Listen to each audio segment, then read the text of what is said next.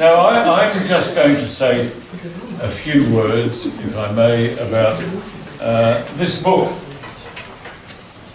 The Incubus of Intervention. Is Greg on the... There he is. No. There he is. That's him, isn't it? Yes. Yes. He's the author. He's much better looking on this thing. He's... there he is anyway. I was given this last week to read so that I can put a few words together to say some things about it. Now, the incubus. Well, I had to chase up my Latin dictionaries to find out what incubus meant.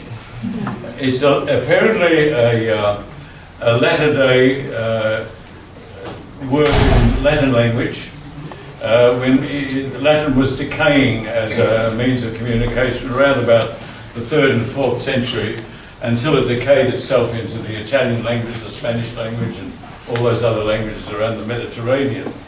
And incubus was a word that was used to give, to have a tag for what people in those days believed was an evil spirit that hovered around somewhere up there, around the world, and looked down, and every now and again inspired people to do the wrong thing. And I say this with some carefulness, of course. The main purpose of the incubus, or the main aim of the incubus, was to have people who were in a state of flux or mixed up in some fashion or other, to develop a sense of wanting to seek their pleasure on the person of the person who was next to them. In other words, to have sex. It's quite extraordinary that this was the word. Now that's what I read. I'm not sure whether Greg has read the same Latin dictionary to produce this book. but nevertheless, if it is, it shows that he's a very widely studied and read man who can come up with this sort of, the incubus of intervention. Now, in the 1940s, when I was just starting to become a fairly sniffy human being, I was a little boy in the Riverina, and I was brought up with a sense of terror.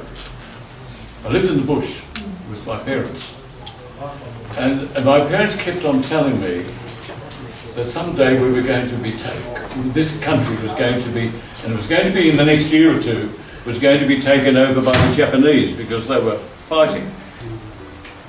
And I didn't know very much about Japan or Japanese, but I'd heard some recordings on the radio, or the wireless as we called it in those days, the Japanese language, and it was a most unspeakable sort of a language, and I didn't want to do that. But that was the beginning of it. That time in history was the time when a lot of things began to collapse.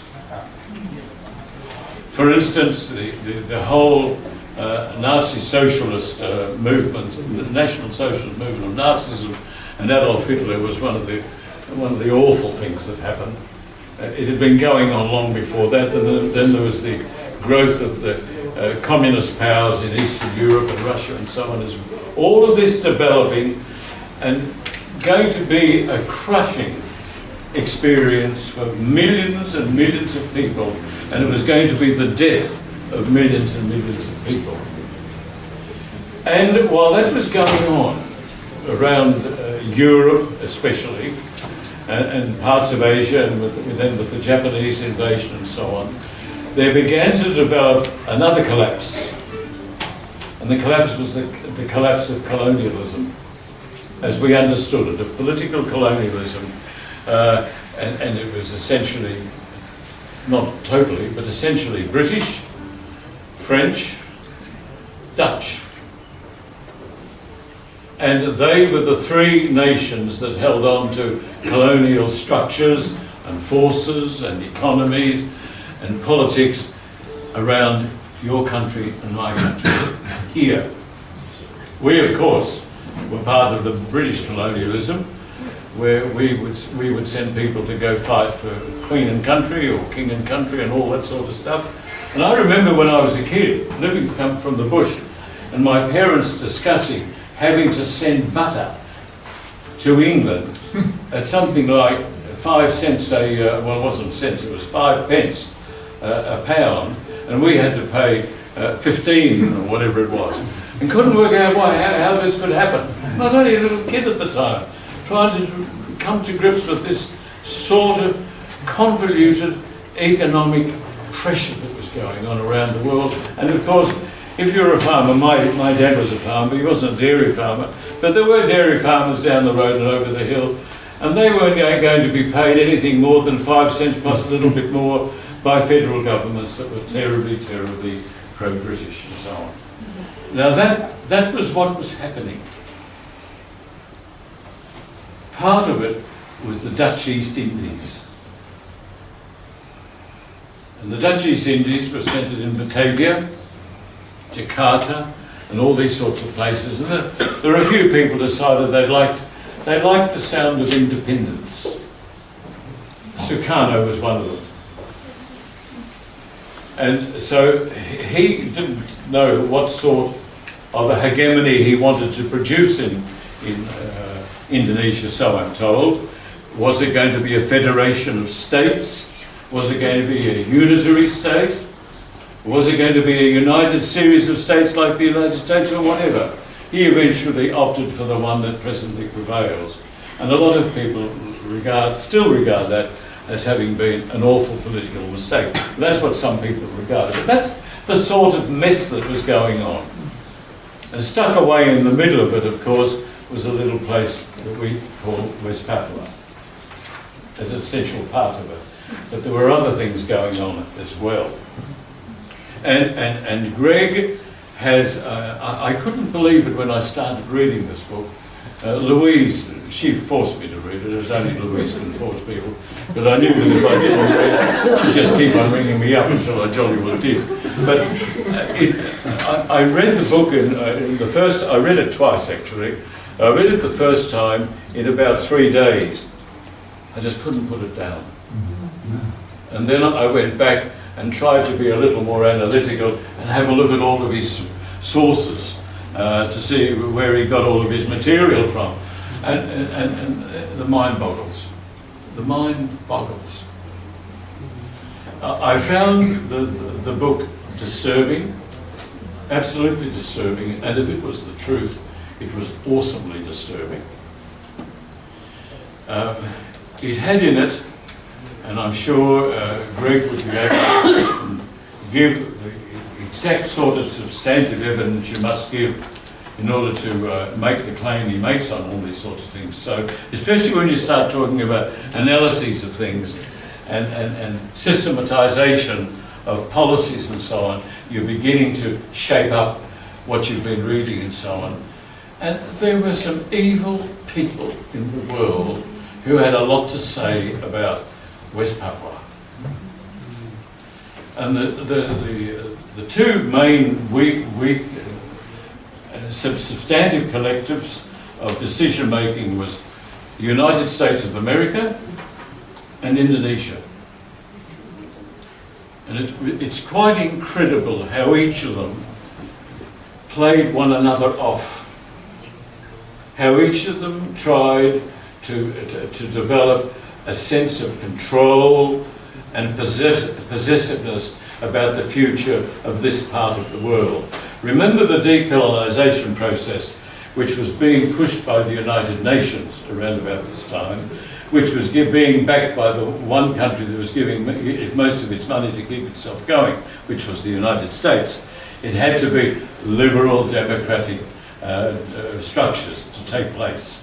Not dictatorships, not military dictatorships, not benign anything else, but liberal democracies. And of course, if they were going to be anything like America, God knows what might have happened about them all. But that wasn't the main thing that was going on. And when I first read it, I thought, that's why I had to read it a second time. I began to suspect that maybe there was a bit of building up of conspiracy theories about all of this sort of thing. You know, conspiracy theory is a way of trying to understand things, but you haven't got your finger quite or right on it to be able to prove it. But at least that's the way I saw it anyway. But when I read it the second time, no, it was much more substantive than all that. In America, there were a whole pile of people, and there's no point in giving names to them, but I will mention one name because I think he deserves it. He was such a bad man. And his name was Allen Dulles. He was a brother of John Foster Dulles. Some of you are old enough to remember him. But you've got to be nearly as old as me to remember all that, but a lot of you aren't. But John Foster Dulles was the Secretary of State, you know, the Hillary Clinton of Eisenhower days. And just as verbose, I have to say, too. But Allen was a malevolent person of the first order. A liar, a manipulator of people. The one thing that struck me, and I kept on writing it after about 10 pages of these things, I write down something of what I think of those 10 pages. You know what? In every one of them I went back and said, there are no principles in this.